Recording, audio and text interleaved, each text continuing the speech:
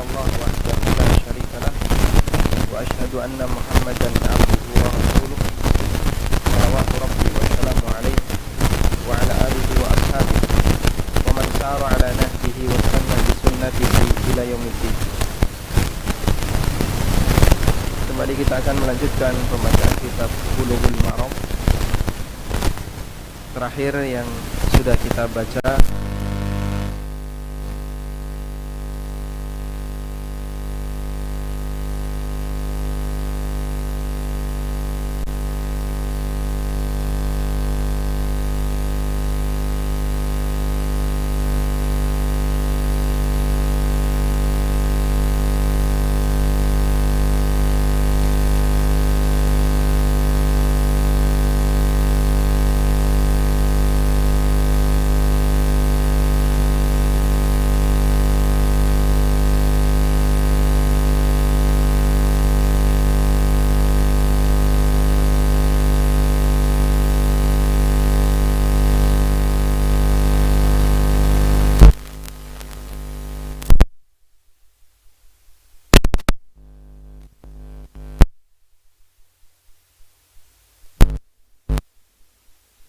Rasulullah sallallahu alaihi wasallam memberi keringanan untuk jual beli araya. Bentuknya adalah antuba'a bi kharsiha. Ada orang mentransaksikan antara buah-buahan yang masih ada di tangkai dengan cara bi kharsiha, dengan cara ditaksir, pakai taksiran. Kailan dengan buah-buahan yang sudah ditakar, sehingga di sini bisa dipastikan ada perbedaan, karena yang satu cuma ditaksir, yang satu sudah ditakar. Muttafaqun alaih, hadisnya riwayat Bukhari Muslim. Saya punya kurma 10 sok, kemudian di situ ini kurma kering ya, tamar, kurma kering. Lalu ada orang yang punya kurma basah rutop yang masih berada di atas, dan saya kira-kira kayaknya ini juga 10 sok. Kemudian kita saling tukeran.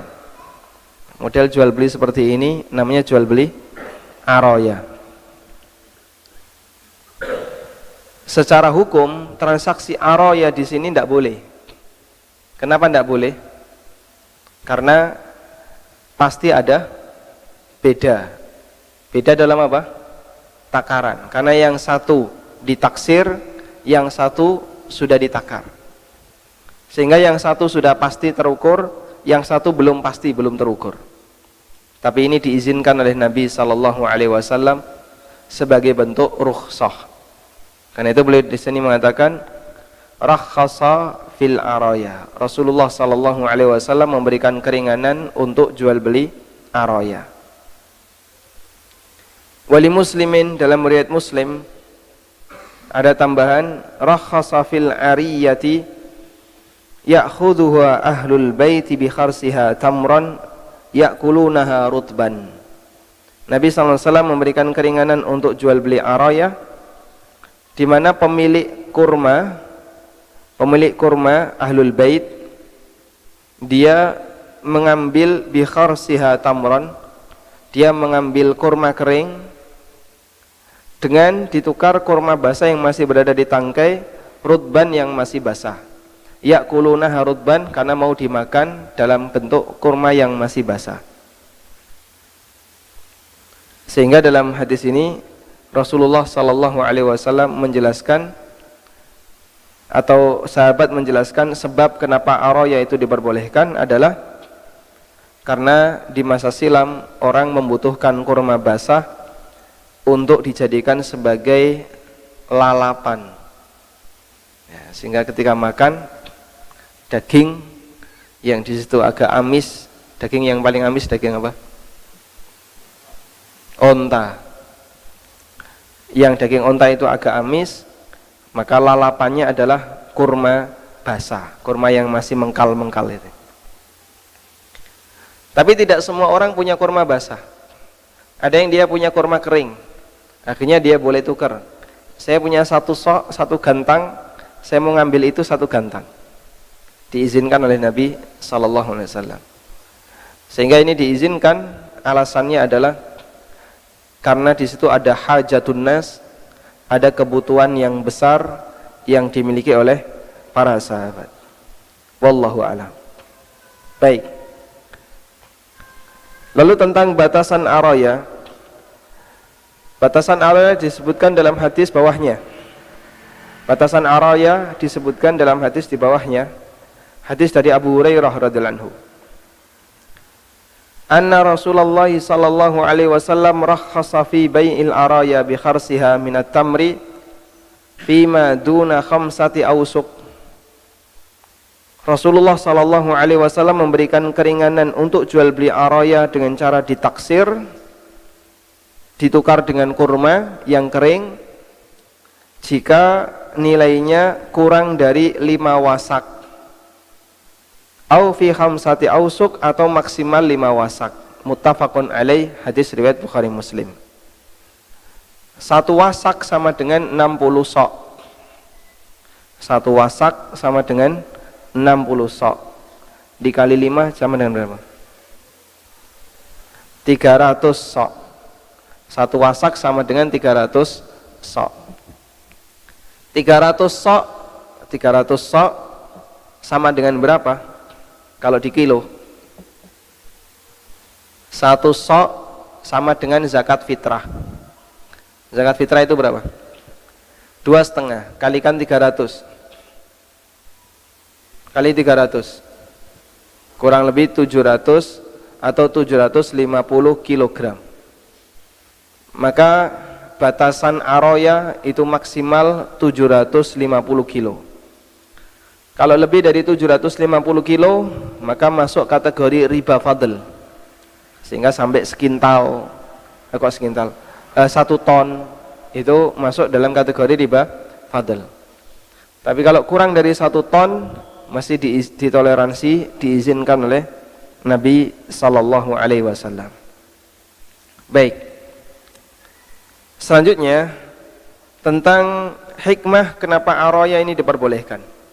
Tadi kita sudah mengetahui araya itu secara hukum aslinya boleh atau tidak? Secara hukum boleh atau tidak? Tidak boleh. Kenapa tidak boleh? Kenapa tidak boleh? Karena Hah? Sebentar. Karena ada apa? Araya itu kenapa tidak boleh aslinya? Ada selisih antara takaran dan taksiran, antara kurma yang kering dengan kurma yang basah. Satu. Yang kedua, tidak boleh kenapa? Dulu sudah pernah kita bahas, kurma kering kalau ditukar dengan kurma basah, Nabi sallallahu alaihi wasallam melarang. Alasannya apa? Hah? Alasannya apa? Hah? Beratnya nggak sama. Kalau beratnya sama boleh nggak? Kurma kering 1 sok, kurma basah 1 sok, boleh atau tidak?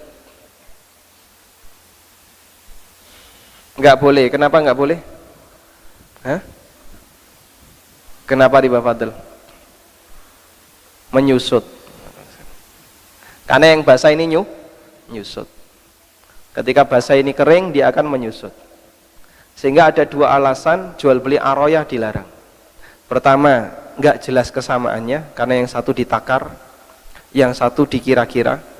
Yang kedua, terjadi pertukaran antara kering dengan kurma basah, dan ketika itu dilakukan, yang basah pasti nanti akan menyusut. Tapi ini boleh dalam araya. Khusus untuk araya diperbolehkan karena ada keringanan dari Nabi sallallahu alaihi wasallam. Pertanyaannya, kenapa ini diberi keringanan? Kenapa ini diberi keringanan? Ulama beda pendapat tentang masalah itu. Dan pendapat yang lebih kuat adalah ada kebutuhan mendesak di kalangan para sahabat karena mereka butuh lalapan ketika makan tadi ya. Yang itu ditunjukkan dalam hadis riwayat dari riwayat Muslim, ya'kulunaha rutban, para sahabat makan kurma yang basah. Baik, maksud saya kita mau mengkiaskan, boleh nggak saya punya beras tak tukar dengan padi yang ada di sawah. Ini sawah si A sudah waktunya panen, saya taksir ini kurang lebih keluar 5 kintal, nggak sampai 1 ton, berarti dia di bawah 5 wasak. Karena 1 wasak sama dengan 60 sok, 60 kali 5 300 kalikan 2,5 kilo, kurang lebih 750, 7,5 kintal. Ini saya taksir kurang lebih 5 kintal. Saya mau tuker nih dengan beras, ini 5 kintal, ada beras 2 kintal. Boleh atau tidak? Boleh atau tidak? Boleh enggak? Kenapa enggak boleh? Kenapa enggak boleh?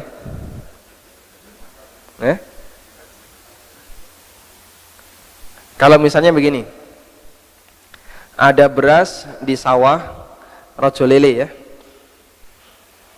saya taksir ketemu 5 kintal, saya tuker, ini bukan beras gabah di sawah, saya taksir ini kurang lebih 5 kintal, saya tukar dengan beras Raskin 5 kintal juga, boleh atau tidak? Kenapa boleh? Ini kan pakai taksiran saja. Saya taksir 1 petak sawah ini 5 kintal, taksiran ya, sehingga nanti ketemu berapa ya, 5 kintal plus minus wallahu a'lam. Artinya faktor penyimpangannya ada enggak? Ada. Beras yang saya setorkan kualitasnya lebih rendah dibandingkan panen itu, dibandingkan gabah tadi. Saya kasih berat yang sama-sama 5 kintal, boleh atau tidak? Kenapa tidak boleh? Baik, ini bahan pokok sehingga enggak boleh. Kenapa enggak boleh? Ada riba? Riba apa? Padahalnya di mana? Baik. Aroya tadi boleh enggak? Boleh. Kenapa ini enggak boleh? Ya? Kurmanya dibutuhkan, beras enggak dibutuhkan.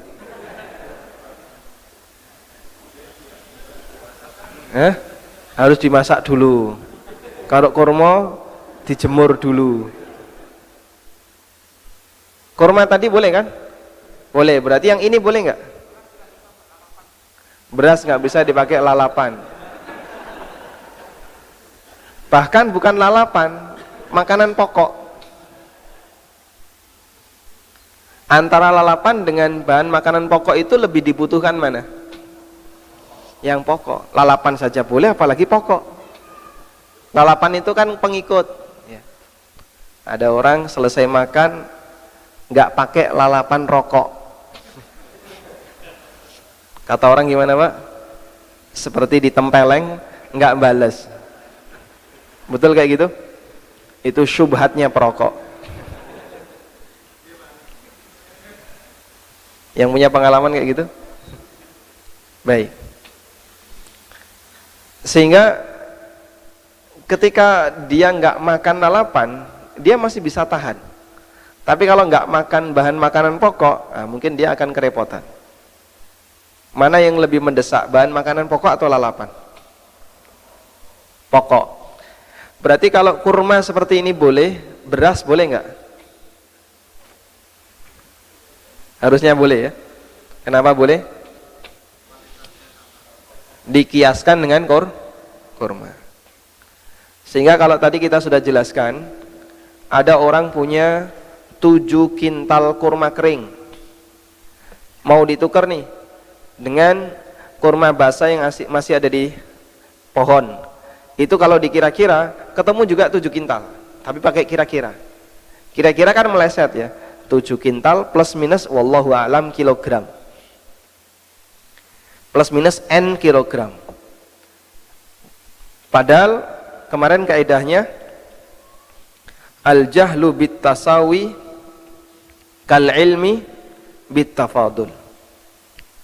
Ketika kita tidak bisa memastikan itu sama dengan kita yakin kalau itu beda. Dan itu kaidah dalam masalah riba fadl. Al jahlu bit tasawi kal ilmi bi at tafadul. Nah, kalau ini boleh berarti beras boleh dong. Boleh atau tidak? Kasus beras tadi boleh enggak? Saya punya 5 kintal beras. Saya tukar dengan 5 kintal gabah yang masih ada di sawah. Tapi yang satu pakai prediksi, yang satu sudah pasti. Ini boleh atau tidak? Tidak boleh. Kenapa nggak boleh? Baik, jawabannya adalah karena aroya itu rukhsah. Aroya itu rukhsah. Dan sesuatu yang diperbolehkan karena rukhsah, maka tidak bisa melebar ke yang lain. Ada kaidah yang disampaikan oleh Imam Asy-Syafi'i rahimahullah, ar-rukhasu la yata'adda maqamaha. Rukhsah itu tidak melebar dari apa yang diizinkan. Sehingga untuk rukhsah jangan dikiaskan. Ini rukhsah boleh dikiaskan dengan itu, ini juga boleh. Ini juga boleh. Oh, enggak bisa. Rukhsah tidak bisa dikiaskan. Ar-rukhsah la yata'adda maqamaha. Rukhsah itu tidak bisa melebar. Sehingga bagian mana yang dapat rukhsah? Bagian yang satu ini. Maka yang lain enggak dapat rukhsah. Meskipun kelihatannya mirip, karena rukhsah tidak bisa dikiaskan. Baik, sebutkan contoh-contoh rukhsah. Sebutkan contoh-contoh rukhsah. Satu tadi ya, aroya dikasih rukhsah. Contoh yang lain apa? Jamak sholat. Jamak sholat ada rukhsahnya. Jamak sholat itu rukhsah atau kebutuhan? Ya, karena ada kebutuhan dikasih rukhsah. Sehingga bisa nggak dikiaskan dengan jamak puasa? Misalnya, saya puasa Ramadan tahun ini plus nyaur utang Ramadan tahun kemarin. Sehingga niatnya 2 hari, tapi pengerjaannya 1 hari. Bisa atau tidak? Nggak bisa. Kenapa? Nggak bisa dijamak. Itu sholat bisa dijamak. Habis duhur langsung asar di waktu yang sama. Berarti kan puasa Ramadan tahun ini dengan puasa Ramadan utang tahun kemarin di waktu yang sama, bisa dijamak. Kok enak? Tidak bisa. Karena rukhsah itu tidak melebar. Contoh yang lain. Hukum rukhsah contoh yang lain. Contoh rukhsah yang lain. Safar boleh tidak puasa, rukhsah. Baik, kiasnya kemana Pak? Kalau orang safar boleh tidak puasa, berarti wong nyambut gawe yang rekoso, panas-panas boleh tidak puasa. Kenapa? Dikiaskan dengan safar. Oh, enggak bisa, beda. Kamu nyambut gawe dengan safar itu beda.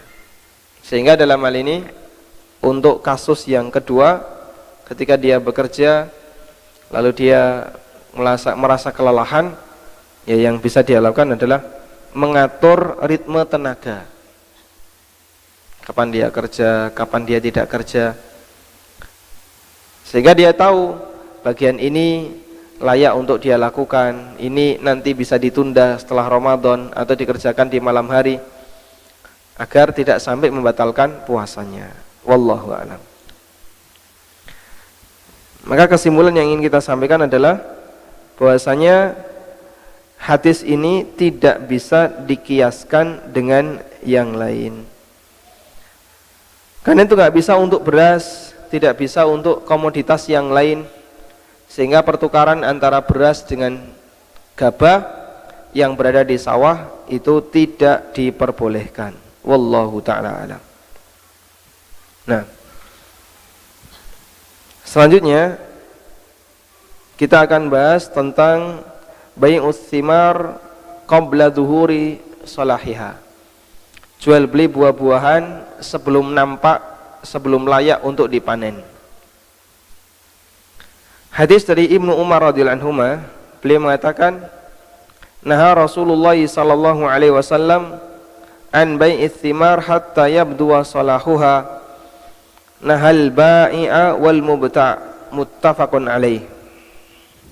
Ibnu Umar radhiyallahu anhu mengatakan, Rasulullah sallallahu alaihi wasallam melarang orang menjual buah-buahan sampai layak untuk dipanen.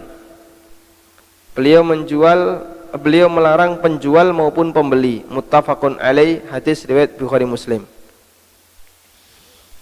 Wa fi riwayatin, dalam riwayat yang lain ada tambahan. Wa kana idza su'ila an salahiha, dan ketika beliau ditanya tentang apa batasan layak dipanen, qala, beliau menjawab, hatta tadhhaba ahatuhu, sampai ahahnya hilang. Apa yang dimaksud dengan ahah? Yang dimaksud dengan ahahnya hilang, ahah di situ maknanya adalah sudah hilang peluang rontoknya buah tersebut. Artinya dia sudah mulai layak untuk diambil, sehingga sudah tidak nunggu lama, maka peluang gagal panen sudah tidak ada. Wa an Anasin, dan dari Anas bin Malik radhiyallahu anhu, anna Nabiy sallallahu alaihi wasallam naha an bai'its thimar hatta tuzhiya. Nabi sallallahu alaihi wasallam melarang orang menjual buah-buahan sampai tuzhiya. Qila, lalu ada bertanya, wa ma zahwuha, terus batasan tuzhiya itu kapan? Qala, beliau bersabda, tahmaru wa tasfaru, kalau sudah memerah atau menguning. Sehingga ketika buah itu sudah memerah atau menguning, beliau berbicara tentang kurma, ya. Kurmanya sudah memerah atau menguning, maka sudah boleh ditransaksikan. Muttafaqun alaih, hadis riwayat Bukhari Muslim. Wa an Anasin, dan dari Anas bin Malik radhiyallahu anhu, anna Nabiy sallallahu alaihi wasallam naha an bai'il 'inabi hatta yaswadda. Nabi sallallahu alaihi wasallam melarang jual beli anggur sampai menghitam. Karena anggur kalau masih muda warnanya hijau, kemudian menjadi hitam. Wa an bai'il habbi hatta yashtadda, dan beliau melarang jual beli hubub, jual beli biji-bijian. Biji-bijian itu ada yang bisa dimakan, ada yang enggak bisa dimakan. Yang bisa dimakan jadi bahan makanan pokok seperti beras, jagung, gandum. Nah, biji seperti ini yang dia menjadi bahan makanan pokok bagi manusia itu disebut dengan al-hab. Lalu ada biji yang dia nggak dimakan. Contohnya biji mangga, pelok, ya. Biji rambutan, salak, dan seterusnya. Nah, biji seperti ini disebut dengan an-nawa. Disebut dengan an-nawa. Sehingga dalam bahasa Arab pembagian biji itu ada dua, ada al-hab dan ada an-nawa. Al-hab itu biji yang dimakan, an-nawa itu biji yang tidak dimakan. Ada satu lagi, biji yang dia milik sayuran, disebut dengan khardal. Disebut dengan khardal. Sehingga yang dikonsumsi daunnya. Tapi kalau bijinya nggak dikonsumsi. Seperti bayam, kangkung, dan seterusnya. Sehingga biji ada 3 macam. Ada al-hab, ada an-nawa, ada khardal. Al-hab itu yang jadi bahan makanan pokok, beras, jagung, gandum. Oat itu apa? Oat. Biji juga ya. Dia biji tapi bisa dimakan. Ada biji yang nggak bisa dimakan, kayak biji rambutan, biji salak, biji durian, termasuk biji mangga. Nah, ini namanya an-nawa. Dan ada biji yang dia terbang kemanapun yang Allah kehendaki, itu namanya al-khardal. Nah, itu yang lebih kecil lagi. Baik, Allah menyebut dalam Al-Quran, falikul habbi wan nawa. Dia ladzat falikul habbi, yang membelah biji-bijian. Apa yang dibelah? Tunas itu kuat atau lemah? Tunas itu kuat atau lemah? Disentil patah. Tapi dia bisa menembus biji salak yang keras. Padahal biji salak itu kalau dibanting mantul, dia nggak pecah. Dia bisa menembus biji mangga yang keras. Maha suci Allah yang menciptakan tunas seperti itu. Maha kuasa Allah. Sesuatu yang sangat lemah disentil saja patah, tapi bisa membuka biji yang keras. Nah, al-hab, biji yang bisa dimakan, itu baru bisa dipanen hatta yashtadda, kalau sudah mengeras. Maka biji beras ya, itu ketika dia sudah ada cangkangnya, awalnya kosong. Namanya apa, Pak? Gabah yang kosong namanya apa? Gabuk. Nah, kalau gabah itu ada isinya, kalau gabuk tidak ada isinya. Nah, ketika dia jadi cangkang kosong, lalu dia berisi sampai akhirnya jadi keras. Nah, Nabi SAW mempersyaratkan sudah boleh ditransaksikan kalau sudah keras. Sehingga ketika masih hijau itu masih kompong, Pak. Ya, kelihatannya ada isinya, tapi dia kopong, tidak ada isinya. Gabuk. Ya. Itu kalau dipanen, ya ada tapi belum kuat, belum keras. Makanya di sini beliau mengatakan di kalimat hadisnya, naha an-nabiy sallallahu alaihi wasallam an bai'il habbi hatta yashtadda. Nabi sallallahu alaihi wasallam melarang jual beli biji-bijian yang bisa dimakan sampai biji itu mengeras. Artinya isinya sudah memenuhi cangkang dari beras. Kalau belum, maka belum bisa ditransaksikan. Rawahul khamsah, diriwayatkan oleh imam yang 5 kecuali An-Nasa'i, dinilai sahih oleh Ibnu Hibban dan Al-Hakim. Baik. Kesimpulan yang bisa kita ambil dari hadis ini adalah bolehnya gharar dan sekaligus terlarangnya gharar. Hadis tentang larangan jual beli ijon itu menunjukkan bolehnya gharar dan sekaligus larangan gharar. Sehingga dia bisa menjadi 2 dalil. Apa dalil bolehnya gharar yang ringan? Jawabannya adalah hadis tentang jual beli ijon. Kok bisa, Pak, gharar yang ringan boleh? Karena dalam transaksi ijon itu tidak mungkin 100% presisi sesuai prediksi, tidak mungkin. Dalam segerombolan jambu, apakah semuanya gede? Tidak. Mungkin ada kecil yang dia nggak gede-gede, ada yang puret ya, yang dia nggak bisa besar. Dalam segerombolan mangga, apakah semuanya besar? Tidak. Ada yang kalah besar, ada yang tetap kecil saja. Sehingga semuanya nggak seragam. Gerombolan ini nggak seragam, gerombolan ini nggak seragam, dan kurma juga kayak gitu.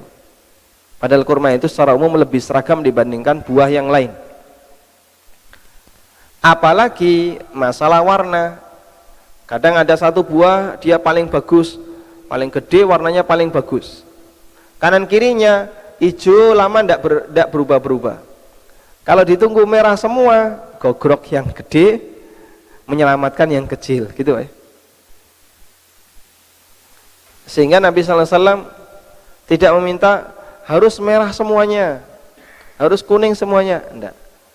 Tapi yang beliau minta adalah kalau sudah ada yang layak dipanen, berarti sudah boleh ditransaksikan. Mafhum insyaallah? Berarti yang enggak jelas itu terhitung enggak? Terhitung enggak? Enggak diperhitungkan. Gharar di sini kecil sehingga tidak diperhitungkan. Maka hadis yang bercerita tentang jual beli ijon yang tadi kita baca merupakan dalil bolehnya gharar yang ringan. Mafhum insyaallah? Dong atau belum? Dong. Ngantuk nggak? Ngantuk? Hah? Enggak. Snacknya sudah datang? Saya cuma tanya ya. Sudah? Baik, snacknya sudah datang ya. Jangan ngantuk. Ya, nanti akan kita nikmati setelah kajian, insyaallah. Baik, jadi dalam jual beli ijon ini, karena tidak ada keseragaman besar kecil, tidak ada keseragaman nilai kematangan, maka transaksi seperti ini diperbolehkan, dan itu dalil bolehnya gharar yang ringan. Yang kedua, jual beli ijon juga dalil larangan gharar yang besar. Kapan terjadi gharar besar? Ketika masa pengambilan barang waktunya lama. Misalnya ini masih 3 bulan lagi baru bisa panen, ya sudah tidak apa-apa, tak bayar sekarang. Nah, selama rentang 3 bulan itu ya sangat sensitif dengan yang namanya panen, baru boleh ditransaksikan.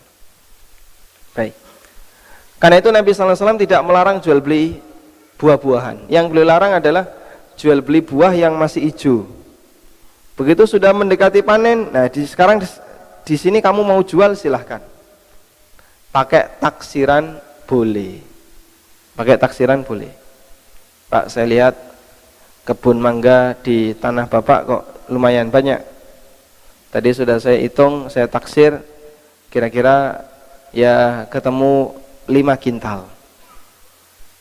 Boleh nggak saya bayari, Pak? Berapa? Ya, 5 kintal, per kintal 100.000. Kemurahan ya, per kintal 500. Berarti 2,5 juta. Gak apa-apa, bayar 2,5 juta. Kapan kamu mau ambil? Ya 3-4 hari lagi. Boleh ini? Kenapa boleh? Kenapa boleh? Sudah layak untuk dipanen. Makanya tinggal nunggu sekian hari lagi. Sebenarnya tunggu sekian hari itu hanya sebatas untuk menyiapkan fasilitas, bukan karena dia mencari proses peluang keuntungan. Ya mungkin 5 hari lagi mangga ini akan semakin besar, makin bagus, tidak. Tapi bagi dia hanya sebatas untuk proses teknis masalah pengambilan. Tapi kalau kapan ini diambil? Ya kurang lebih 3 bulan lagi baru saya ambil. Ini kan masih kecil-kecil, tidak boleh kayak gitu. Sehingga perpendek usia pengambilan, transaksinya jadi boleh. Artinya apa? Selama transaksi itu gharornya besar dilarang, ketika gharornya itu masih ada tapi kecil diperbolehkan. Karena gharar tidak mungkin dihilangkan 100%. Wallahu ta'ala alam. Nah, kemudian hadis ini juga dalil perbedaan antara gharar dan bukan gharar. Ketidakjelasan, ada yang sifatnya dilarang dan ada yang diperbolehkan. Ketika dilarang batasannya apa? Batasannya adalah kalau itu dilakukan bisa menyebabkan ada sebagian pihak yang diuntungkan di atas kerugian pihak yang lain. Ini kata kuncinya. Makanya Nabi SAW pernah bertanya kepada sahabat yang dia melakukan praktek ijon, nanti kalau rontok itu dia dapat apa? Ya nggak dapat apa-apa. Loh kan dia sudah bayar. Emang kesepakatannya kayak gitu. Lalu beliau bertanya, lalu dari mana? Dengan alasan apa? Bimadza? Dengan alasan apa? Ya'kulu mala sahibihi, dia boleh mengambil harta temannya. Padahal temannya tadi nggak dapat apa-apa karena rontok semuanya. Dengan alasan apa? Loh kan alasannya akad kemarin. Berarti akadmu batil. Karena di situ ada dua kemungkinan, kalau nggak untung, buntung. Sehingga ijon itu tidak boleh karena di situ mengandung unsur untung-untungan. Mengandung unsur untung-untungan. Maka ada dua kemungkinan, kalau nggak untung, buntung. Inilah yang menjadi alasan kenapa dia dilarang. Dan ketika itu dilakukan, ada satu pihak yang diuntungkan di atas kerugian pihak yang lain. Entah penjualnya yang untung, pembelinya rugi, atau sebaliknya pembelinya yang rugi, penjualnya yang untung. Sama aja ya. Atau pembelinya yang untung, penjualnya yang rugi. Dan ternyata seperti ini banyak sekali di masyarakat kita. Adanya perbedaan dalam masalah transaksi gharar sampai bisa menimbulkan perpecahan dan permusuhan. Berantem dalam kejadian jual beli beras yang ada di sawah itu berkali-kali ada di masyarakat kita. Kayak gitu ya nggak kapok-kapok. Besok kayak gitu lagi, besok kayak gitu lagi. Wes ngerti nek ngene iki marakno padu kok ya seneng padu. Memang masyarakat kita itu seneng berantem ya. Wallahu a'lam. Baik, saya kira itu yang bisa kita sampaikan. Semoga bermanfaat. Wassallallahu ala nabiyyina Muhammadin wa ala alihi wa sahbihi wasallam wa akhiru da'wana alhamdulillahi rabbil alamin. Enggak ada pertanyaan? Alhamdulillah. Tutup. Baik Ustaz. Pertanyaannya banyak sekali Ustaz. Sampai saya bingung nih milihnya.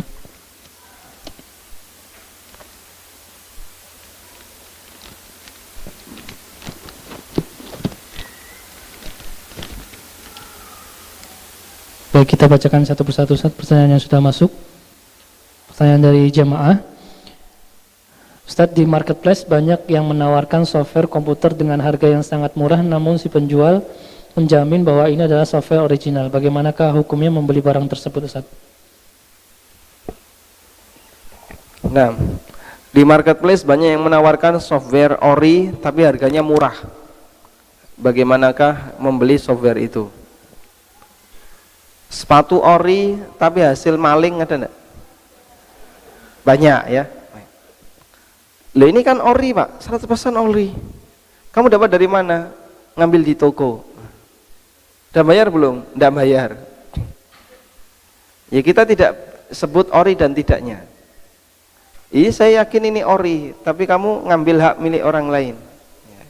Nggak boleh. Ya. Maka software bisa saja ori. Cuman apakah dia dapatkan itu dengan cara yang mubah atau tidak, kita perlu tahu. Kalau misalnya dia dapatkan itu dengan cara yang mubah, misal ya, dulu dia beli harga 1 juta Windows. Karena dia sudah mulai bosan dengan Windows, terlalu mainstream. Lalu dia ganti Linux, pakai Ubuntu. Hanya dia sudah merasa nyaman dengan Linux, dia tinggalkan Windows. Ini masih boleh dipakai atau tidak? Boleh. Dia uninstall di komputernya, dia kasihkan ke orang lain. Boleh. Hak dia satu software. Dia boleh melakukan itu, dan nanti pihak yang kedua, orang lain ini, pada waktu dia menginstal, menggunakan username milik orang tadi. Hukumnya diperbolehkan. Atau kalau misalnya pakai username yang baru juga tidak masalah. Wallahu a'lam. Baik, Ustaz, jazakallahu khairan atas jawabannya. Kemudian yang berikutnya, Assalamualaikum Ustaz, bagaimanakah hukumnya jualan di dalam halaman masjid ketika tablik akbar, yang biasanya jika tablik akbar di maskam? Waalaikumsalam warahmatullah. Bagaimana hukumnya jualan di halaman maskam? Begitu. Ketika tablik akbar maupun tablik asghar. Sehingga hukumnya tidak kita bedakan antara tablik akbar maupun tidak tablik akbar. Kalau di situ masuk dalam wilayah masjid, maka makruh hukumnya berjualan di sana. Terus batasan wilayah masjid itu apa? Halaman masuk wilayah masjid jika dikasih pagar. Kalau tidak ada pagernya, maka dia dengan jalan itu nyambung tanpa pagar, maka dia dimasukkan bagian dari luar masjid. Ya, seperti Masjid Al-Hidayah ini, mana bagian dari masjid sejak tangga di teras itu masuk bagian dari masjid. Sedangkan kanan kirinya karena nggak ada pagar, maka dia tidak masuk bagian dari masjid. Seperti tempat parkir, itu nggak ada pagar, maka dia tidak masuk bagian dari masjid. Wallahu a'lam. Baik Ustaz, jazakallahu khairan atas jawabannya. Kemudian sebelum kita masuk ke pertanyaan lainnya, informasi untuk kotak infak yang kita edarkan tadi, yang kita adakan di hari ini oleh KPMI, itu nanti peruntukannya adalah untuk wakaf pembangunan Masjid Islamic Center yang digagas oleh beliau Ustaz Amin Nurbait. Jadi nanti untuk infak semuanya kita berlakukan untuk wakaf Islamic Center Madinah ya. Baik, silakan diputar 7 kali.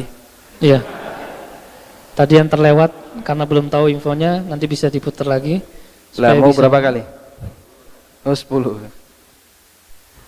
Baik Ustaz, kita angkat pertanyaan dari pendengar pemirsa Niaga TV Ustaz. Pertanyaannya, Assalamualaikum warahmatullahi wabarakatuh. Waalaikumsalam warahmatullahi wabarakatuh. Ustaz, ada sebuah bank syariah bekerja sama dengan satu toko barang-barang.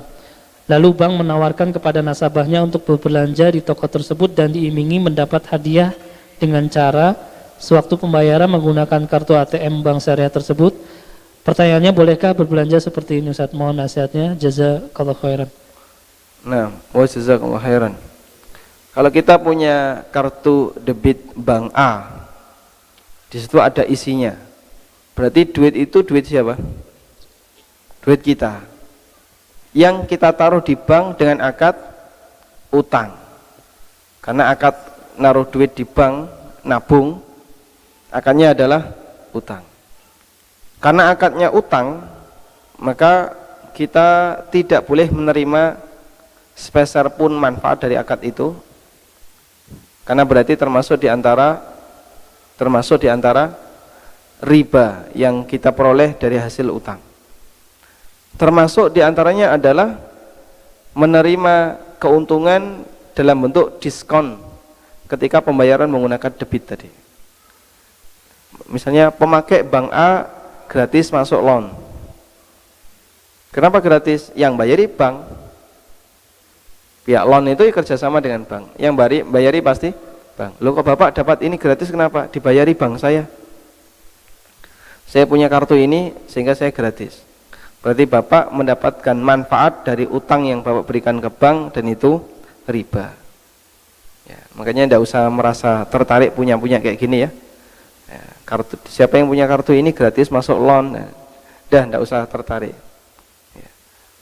Makan dimanapun rasanya juga seperti itu, mau di bandara maupun di luar bandara.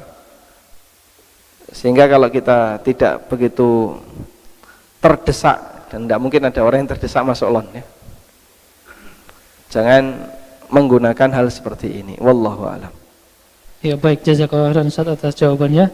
Untuk pertanyaannya kita hold dulu, kita pending dulu karena masih banyak.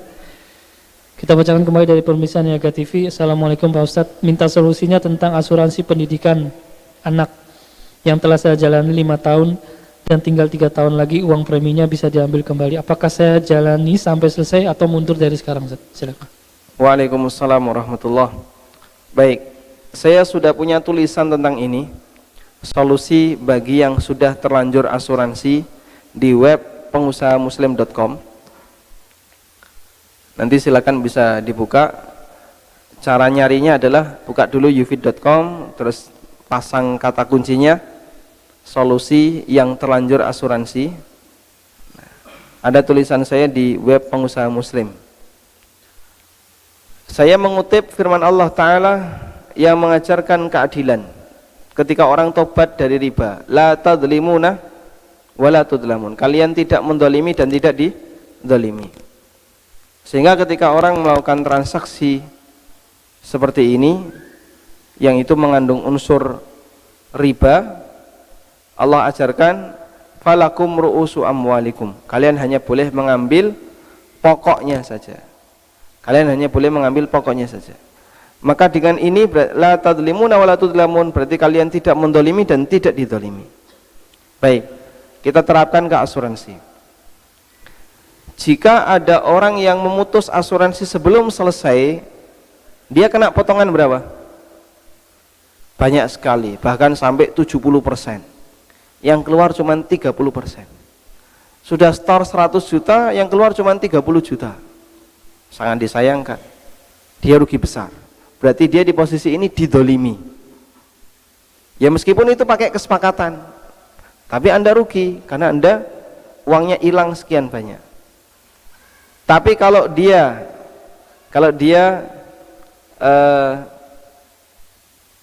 nunggu sampai akhir batas tertentu sehingga seluruh premi yang sudah pernah dibayarkan balik, maka dia tidak dizolimi dan juga tidak mendolimi, karena dia hanya mengambil pokoknya saja. Dan Allah izinkan dalam transaksi riba, bagi mereka yang sudah tobat silakan ambil pokoknya saja dan jangan mengambil keuntungannya. Mahfum insyaallah. Walhamdulillah. Nah, baik, jazakallahu khairan Ustaz atas jawabannya. Kemudian kita angkat pertanyaan dari pendengar Radio Muslim. Assalamualaikum Ustaz. Ustaz, bagaimanakah bertaubat jika dulu sering melakukan kecurangan saat menakar timbangan Ustaz? Lalu bagaimanakah status harta hasil dari jual beli tersebut? bagaimana cara bertobat dari kecurangan saat menakar timbangan? Dari kecurangan saat menakar timbangan. Timbangan ditakar. Status jual belinya seperti apa hasilnya? Nah, tobatnya adalah minta kerelaan dari konsumennya. Rusak monaki ya jut pripun. Yaitulah bahaya dolim. Ada seorang panglima perang. Selesai dia perang, dia bagi ghanimah. Selesai bagi ghanimah, seluruh pasukan bubar pulang ke rumah masing-masing. Tiba-tiba datang salah satu pasukan lapor ke panglima, datang ke rumahnya. Pak, saya tobat. Loh kenapa? Kemarin saya sudah ngambil harta rampasan ini sebelum dibagi. Ini kan gulul, tidak boleh. Apa kata panglima? Saya nggak mau terima. Lah kenapa? Saya mau tobat. Gimana saya mau terima? Sementara kawan-kawan udah pulang semuanya, jumlahnya ribuan. Terus ini nanti saya mau bagi ke 1000 orang, itu minta izinnya gimana? Satu-satu minta izin. Bingung orang ini, makin sedih. Ya. Akhirnya datang salah seorang yang memberitahu, begini saja, kamu sedekahkan harta itu atas nama pemiliknya dan Allah Maha tahu untuk menyalurkan pahalanya. Sehingga siapa nama pemilik pasukan yang memiliki harta ini yang belum terbagi itu sudah diambil tadi, jumlahnya ada sekian ribu, mereka semuanya dapat pahala dari satu sedekah ini.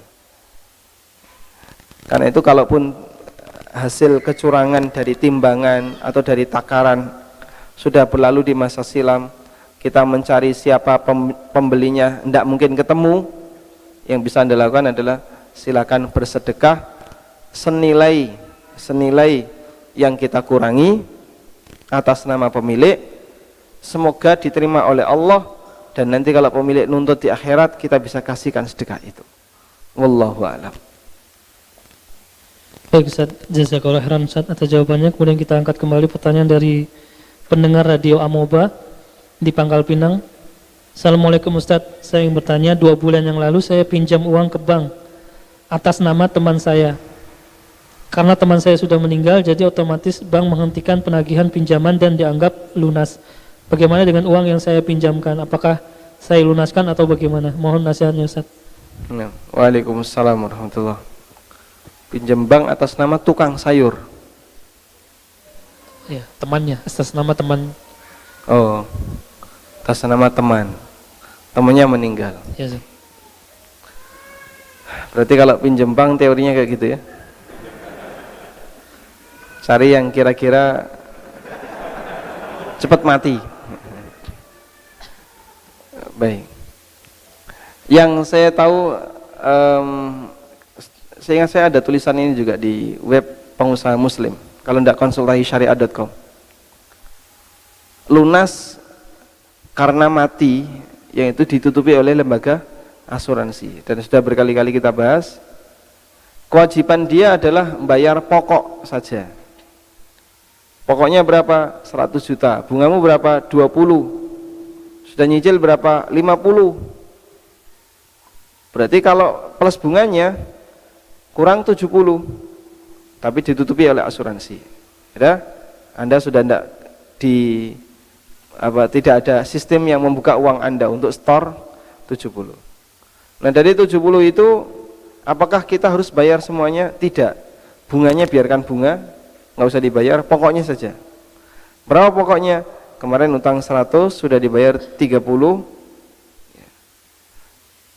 sehingga tinggal 70. Maka itu yang harus dia lunasi. Atau sudah dibayar 50, berarti tinggal 50. Bagian ini yang harus dia lunasi. Dia harus mengeluarkan uang, sehingga warisan tidak boleh dibagi sampai kewajiban orang ini selesai. Wallahu a'lam. Baik Ustaz, jazakallahu khairan atas jawabannya. Kemudian kita angkat kembali pertanyaan dari jamaah. Assalamualaikum warahmatullahi wabarakatuh.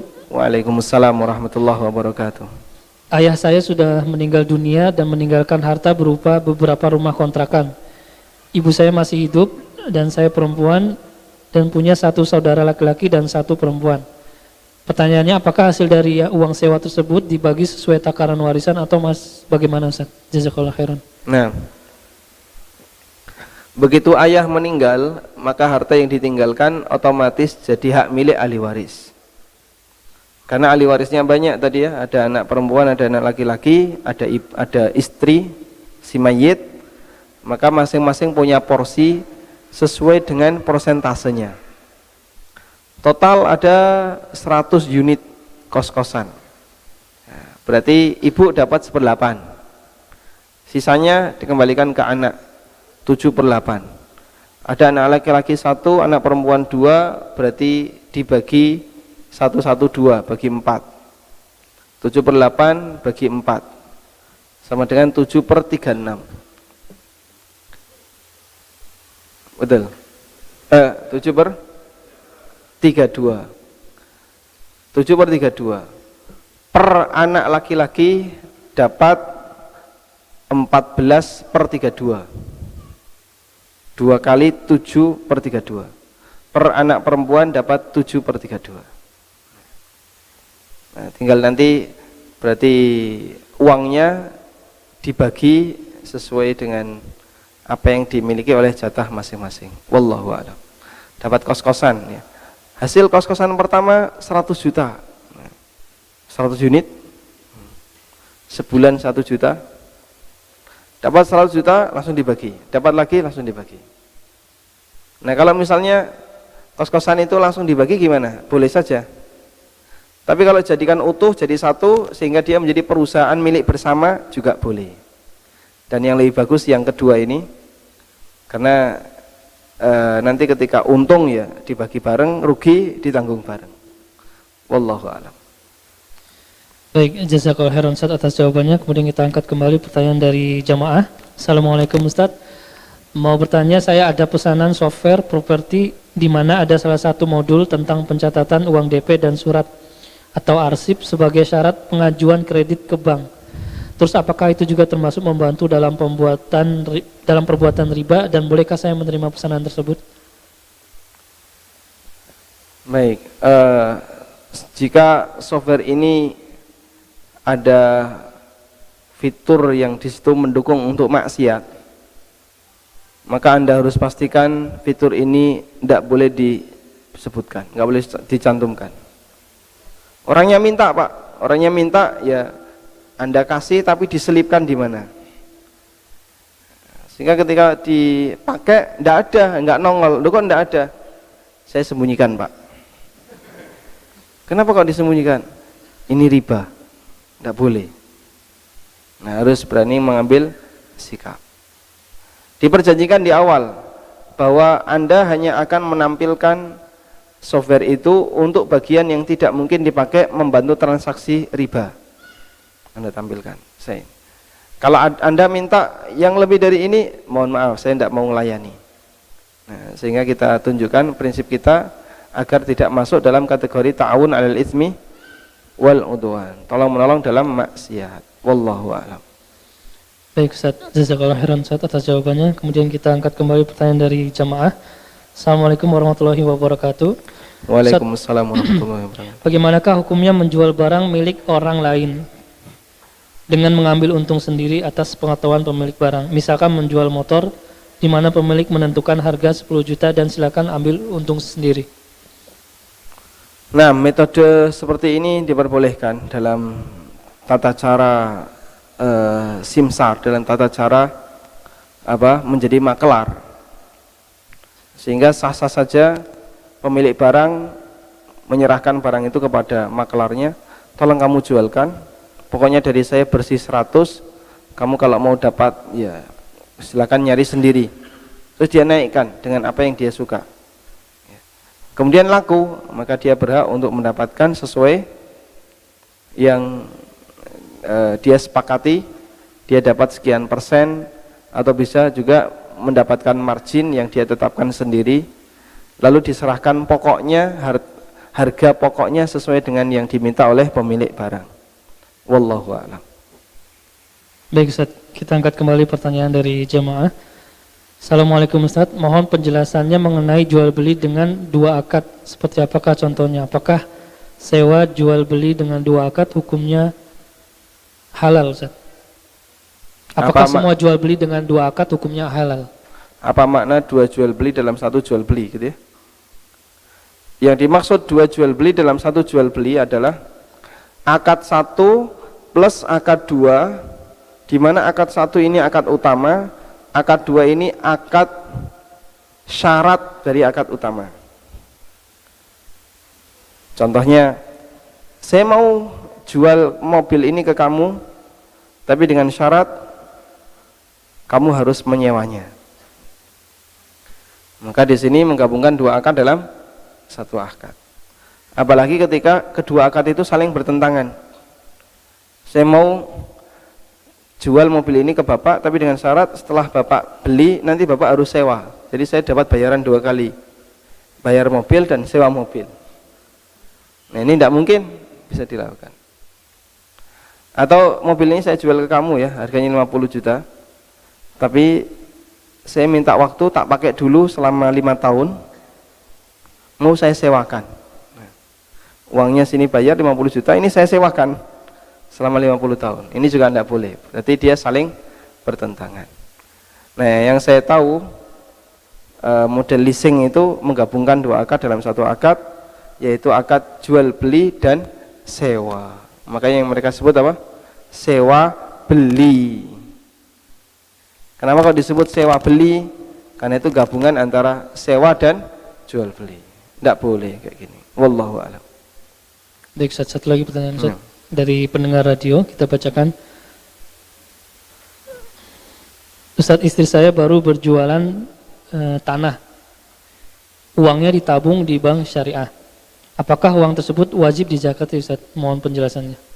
Nah, uang itu masuk dalam kategori harta Anda, harta istri Anda, tabungan, sehingga dia wajib dizakati ya. Tapi tidak dicampur dengan harta suami, karena ketika istri punya kekayaan tidak dicampur dengan harta suami ketika dizakati. Misalnya nilainya 300 juta di bank syariah atau bank-bank yang lain, Nanti per tahun dizakati 2,5%. Wallahu a'lam. Demikian yang bisa kita bahas di kesempatan kali ini, semoga bermanfaat. Wa sallallahu ala nabiyyina Muhammadin wa ala alihi wa sahbihi wasallam. Wa akhiru da'wana alhamdulillahi rabbil alamin. Subhanakallahumma wa bihamdika asyhadu an la ilaha illa anta astaghfiruka wa atubu ilaik. Wassalamualaikum warahmatullahi wabarakatuh.